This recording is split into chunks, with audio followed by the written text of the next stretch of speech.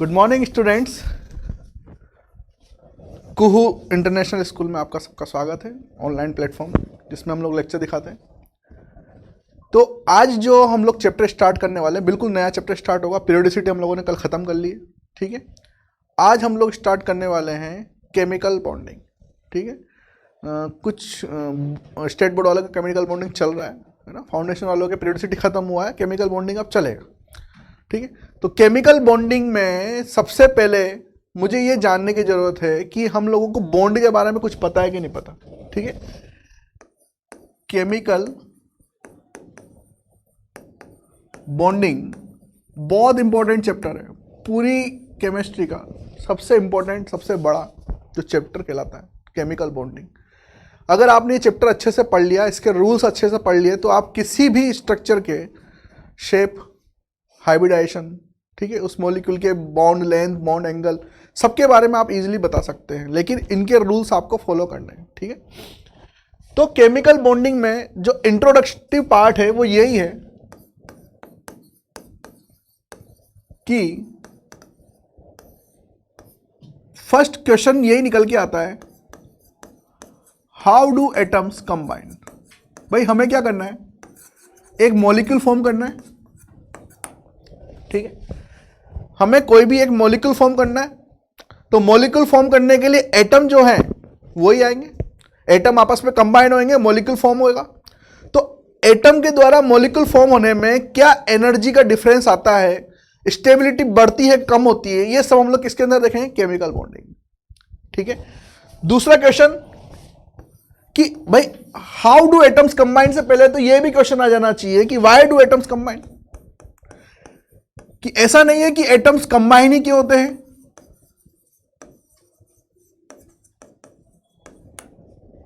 ठीक, दो क्वेश्चन दिमाग में आना चाहिए।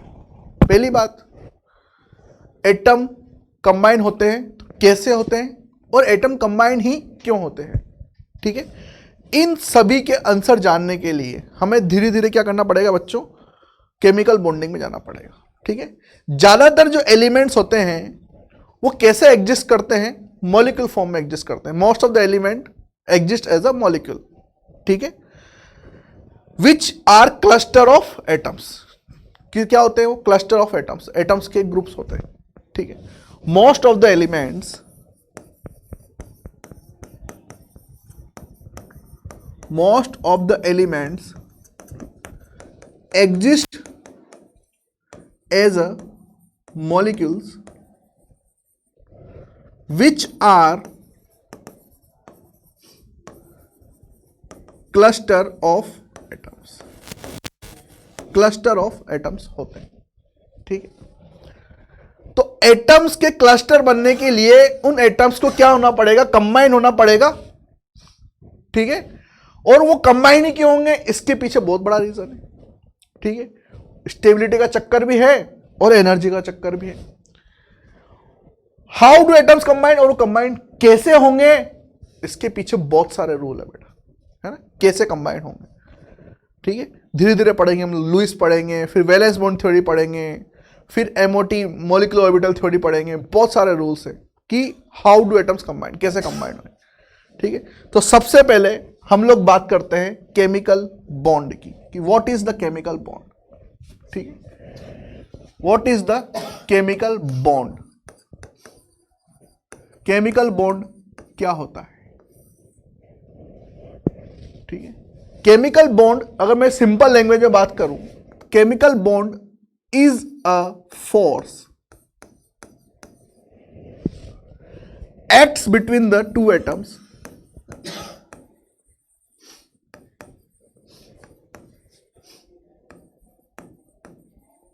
टू कंबाइन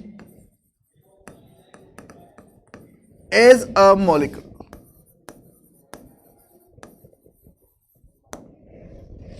ठीक है। दो एटम के बीच में ये एक फोर्स की तरह काम करता है, दो एटम को कंबाइन करता है और मॉलिक्यूल फॉर्म करता है, ठीक। मान लीजिए मैंने कोई एटम ए ले लिया, दूसरा एटम ए ले लिया, तो इन दोनों के बीच में एक फोर्स लगेगा और इसी फोर्स को हम लोग बोलेंगे केमिकल बॉन्ड। तभी तो ये कंबाइन होके क्या बनेगा, A2 मॉलिक्यूल बनेगा। ठीक है, ये एटम A, ये दूसरा एटम A मान लो आप। ठीक है, और इन दोनों के बीच में केमिकल फोर्स लगेगा, उस केमिकल फोर्स की वजह से क्या बनेंगे, ये मॉलिक्यूल बनेंगे। एंड सबसे बड़ी बात यह है कि the energy of the molecule is lower than the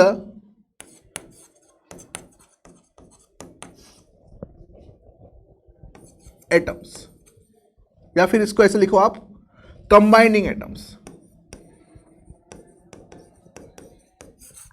combining atoms, जो कंबाइनिंग एटम्स जो कंबाइन होने के लिए आ रहे हैं, उनकी एनर्जी से कम एनर्जी होती है किसकी, जो मॉलिक्यूल बन जाता है उसकी। Therefore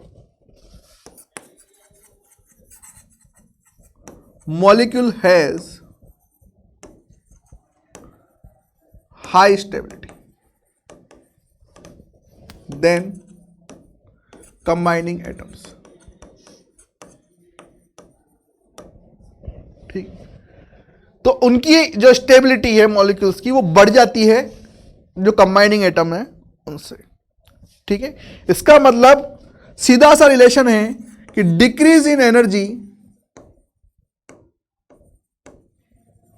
is directly proportional to the stability. ठीक है, stability of the bond.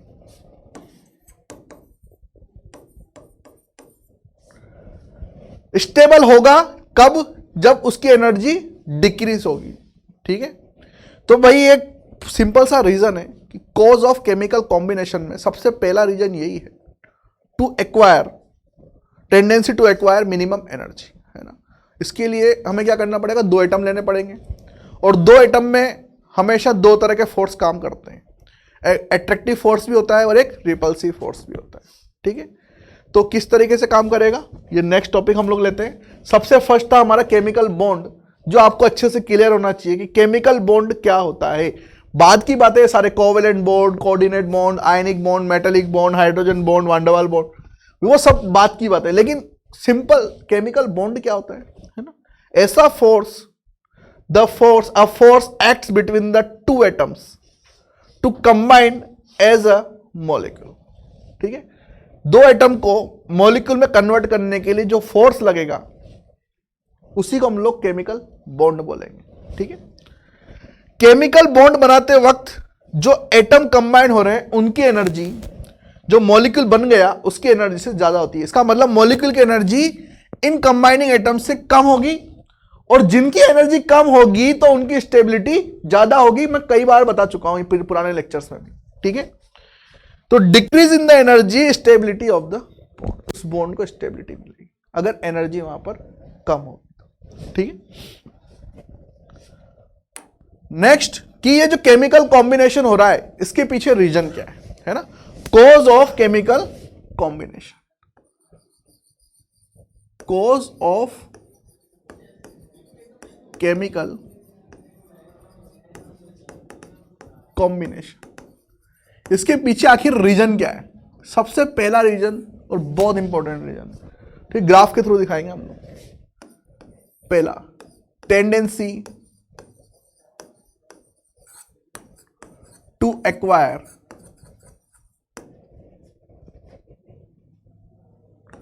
Minimum energy, tendency to acquire minimum energy, जो मैंने अभी बताया आपको, जब एटम कंबाइन होंगे तो उनको मिनिमम एनर्जी की रिक्वायरमेंट पड़ती है। ठीक है, तो एक ग्राफ के थ्रू में दिखाता हूं आप लोगों को कैसे क्या होगा भाई।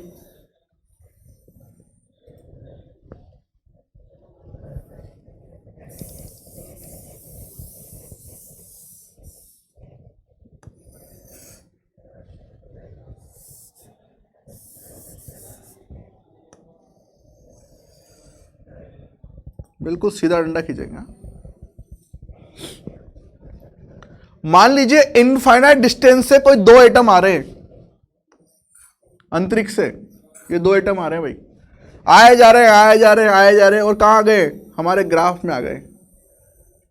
ठीक है, जैसे ही वो हमारे ग्राफ में आएंगे, इनफाइनाइट अंतरिक्ष से आ रहे, तो कुछ इस डिस्टेंस पे मान लीजिए उनको, ठीक है, धीरे धीरे क्या होंगे, वो पास आएंगे, ये पास ले आइए उनको, और धीरे धीरे पास ले आइए भाई,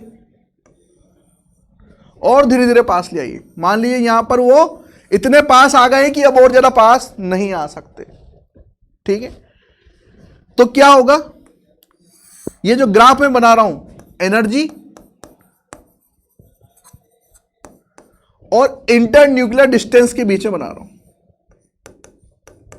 इंटर न्यूक्लियर डिस्टेंस के बीच में बना रहा हूं, ठीक है। ये दो एटम है, पास आ रहे पास आ रहे पास आ रहे, जैसे जैसे ये पास आएंगे वैसे वैसे इनकी एनर्जी डिक्रीज होती रहेगी, डिक्रीज होती रहेगी, डिक्रीज होती रहेगी, और एक ऐसी पोजीशन आ जाएगी कि और ज्यादा एनर्जी डिक्रीज नहीं हो सकती, ठीक है। एनर्जी और ज्यादा डिक्रीज नहीं हो सकती, और अगर आप उसकी उसी कंडीशन में क्या हो जाएगा, इनकी मैक्सिमम कंबाइनिंग कैपेसिटी खत्म हो जाएगी, मतलब जितनी कंबाइनिंग कैपेसिटी उतनी आ जाएगी। अब इससे ज्यादा और दबाओगे, इनको पास लाने की कोशिश करोगे, तो ये बॉन्ड जो बना है ना, ये उल्टा टूट जाएगा और ये एनर्जी फिर से इंक्रीज होना स्टार्ट हो जाएगी, ठीक है। तो ये जो एनर्जी का जो ग्राफ बना है, बिल्कुल मिनिमम जो पोजीशन आ गई है, यहां पर पोटेंशियल एनर्जी क्या हो जाएगी, इनकी जीरो हो जाएगी, ठीक है। यहां पर पोटेंशियल एनर्जी क्या हो जाएगी, जीरो हो जाएगी। अब मैं इसको दूसरी थ्योरी के थ्रू समझाता हूं आपको, ठीक है। इसको हटा देता हूं मैं, इनफाइनाइट वाला। जब भी दो एटम आते हैं तो दोनों एटम में न्यूक्लियस भी होता है, दो एटम पास आएंगे कंबाइन होने के लिए, दोनों के पास में क्या होगा, न्यूक्लियस भी होगा, और इलेक्ट्रॉन्स भी होंगे, होंगे कि नहीं होंगे भाई। दो एटम है, कंबाइन होने के लिए कौन आ रहा है, इलेक्ट्रॉन ही आ रहा है, दोनों इलेक्ट्रॉन की डिफरेंट स्पिन आपस में क्या होंगी, कंबाइन होंगी। तो दो एटम जब पास आते हैं तो वहां पर अट्रैक्शन फोर्स भी काम करता है और रिपल्शन फोर्स भी काम करता है।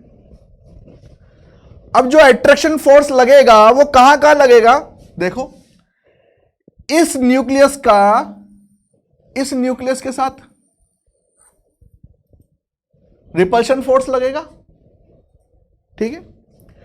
इस न्यूक्लियस का इस इलेक्ट्रॉन के साथ में अट्रैक्शन फोर्स लगेगा, इस न्यूक्लियस का इस इलेक्ट्रॉन के साथ में अट्रैक्शन फोर्स लगेगा, लगेगा नहीं लगेगा, और इनका आपस में तो अट्रैक्शन फोर्स लग ही रहा है,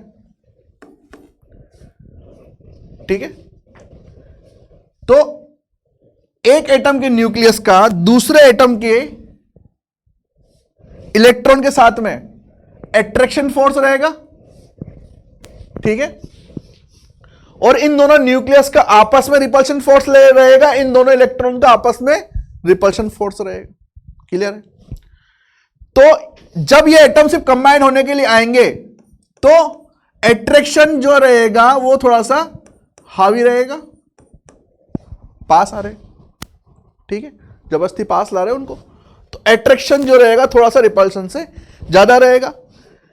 जब ये बॉन्ड कंबाइनली कंप्लीटली बन जाएंगे, उस कंडीशन में जो अट्रैक्शन फोर्स है वो रिपल्शन फोर्स के बराबर आ जाएगा, और इसी कंडीशन को बोला जाता है इक्विलिब्रियम की स्टेट। इक्विलिब्रियम स्टेट कब आती है, जब F attraction is equal to F repulsion हो जाए। जब अट्रैक्शन फोर्स रिपल्शन फोर्स के बराबर हो जाए तो ऐसी कंडीशन में आपके पास में क्या हो जाएगा, बॉन्ड बन जाएगा, और इसी बॉन्ड को हम लोग बोलते हैं, जो बॉन्ड लेंथ बन जाती है, ठीक है, बॉन्ड बनने पे जो लेंथ बन जाएगी इसी को हम लोग बोल देंगे बॉन्ड लेंथ, कि अब यहां पर बॉन्ड लेंथ बन चुकी है। और ज्यादा आप करोगे तो अब की बार जो है रिपल्शन अट्रैक्शन से ज्यादा हो जाएगा, ठीक है। तो ऐसी कंडीशन जहां पर पोटेंशियल एनर्जी जीरो हो जाए, पोटेंशियल एनर्जी जीरो कहां पे होगी, जहां पे अट्रैक्शन फोर्स और रिपल्शन फोर्स बराबर हो जाएगा, इस कंडीशन पे जाकर दोनों एटम क्या हो जाएंगे, कंबाइन हो जाएंगे, और जहां पर एनर्जी क्या रहेगी, मिनिमम रहेगी। तो मिनिमम एनर्जी अगर रहेगी तो वहां पर स्टेबिलिटी भी रहेगी, ठीक है। और मॉलिक्यूल ने क्या कर लिया, स्टेबिलिटी गेन कर ली, तो बॉन्ड फॉर्मेशन की जो कंडीशन है वो क्या है, F attraction is equal to F repulsion. इसका मतलब जो नेट रिजल्ट है वो क्या हो जाएगा आपका, अट्रैक्शन फॉर्म में हो जाएगा। The total energy of the system decrease and chemical bond form, ठीक है। तो minimum energy directly proportional stability and directly proportional to the, sorry minimum energy नहीं, 1 अपॉन मिनिमम एनर्जी, एनर्जी कम तो स्टेबिलिटी ज्यादा, ठीक है, और directly proportional to the attraction. सही कर लेना बेटा, पहले भी हम लोगों ने शायद ऐसा ही लिखा था, आप इसको सही कर लेना, 1 अपॉन मिनिमम एनर्जी, जितनी एनर्जी कम उतनी स्टेबिलिटी ज्यादा, ठीक है। तो ये ग्राफ था किसका, tendency to acquire minimum energy का, ठीक है। और बॉन्ड फॉर्मेशन जो होता है, bond formation is an exothermic process. ये पहला रीजन था कॉज ऑफ केमिकल कॉम्बिनेशन में। सेकेंड रीजन है to acquire noble gas configuration, कैसे होगा हम लोग नेक्स्ट लेक्चर में देखेंगे, ठीक है। बने रहिए क्लास में, जैसे जैसे आगे चलेंगे आपको बहुत मजा आने वाला है इस चैप्टर के अंदर, है ना, और मेरी गारंटी बहुत मजा आएगा। आज के लिए इतना ही, थैंक्स।